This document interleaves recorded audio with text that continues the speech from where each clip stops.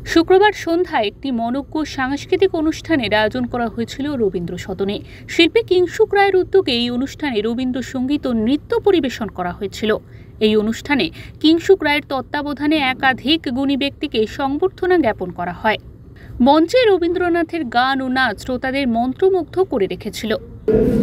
রবীন্দ্রনাথের গানকে সুপ্রসারিত করা, সঠিক উচ্চারণ এবং স্বরলিপির মাধ্যমে রবীন্দ্রনাথের গানকে পৌঁছে দেওয়া, এটা রবীন্দ্রসঙ্গীত শিল্পীদের আশু কর্তব্য হওয়া উচিত। আমি সামান্যতম মানুষ একজন, আমি চেষ্টা করছি মাত্র আমার উত্তরসূরিদের কাছে, আমার পরম্পরাদের কাছে সেটা ঠিকমতো পৌঁছে দেওয়া, সেটা আমি চেষ্টা করছি। ছেলেমেয়েরা গাইছে, সেই সঙ্গে আমার কিছু চেষ্টা করছিল, আশা করি সবার ভালো লেগেছে।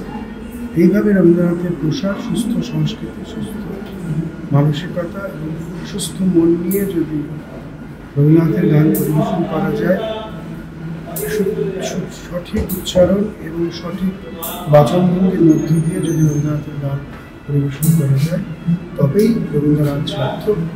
এই অনুষ্ঠানে উপস্থিত ছিলেন বিধায়ক দেবাশিস কুমার, বাচিক শিল্পী উষসী সেনগুপ্ত, সঙ্গীত শিল্পী সৈকত হর, সঙ্গীত শিল্পী ডক্টর জয়ন্ত ধর এবং সুর সাধনার ছাত্রছাত্রীরা সহ তানিয়া দাস, বিশিষ্ট বিজ্ঞানী ও সঙ্গীত শিল্পী বিপ্লব কুমার ঘোষ ছাড়াও আরও বিশিষ্ট অতিথিবৃন্দ। বাবলু প্রামাণিকের রিপোর্ট, ওঙ্কার বাংলা।